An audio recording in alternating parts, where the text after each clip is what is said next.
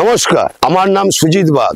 বাঁকুড়া জেলার অন্তর্গত পোড়লবাদি গ্রামের আমি স্থায়ী বাসিন্দা। বিগত 30 বছর ধরে আমি ধান চাষের সঙ্গে যুক্ত আছি। কিছু বছর আগে আমার ফসল খোলা পচা রোগের দ্বারা প্রভাবিত হয়েছিল। আমি অনেক ছত্রাকনাশক ব্যবহার করেছি, কিন্তু কিছু প্রভাব পড়েনি।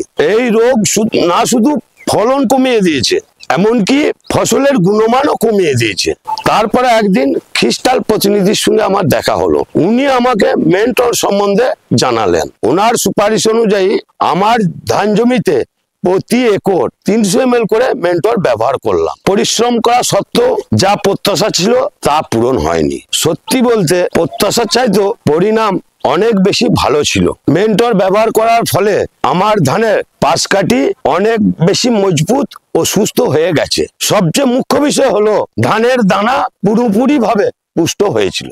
সবচেয়ে বড় ফল হলো আমার ফসলকে খোলা পচার হাত থেকে রক্ষা করেছে।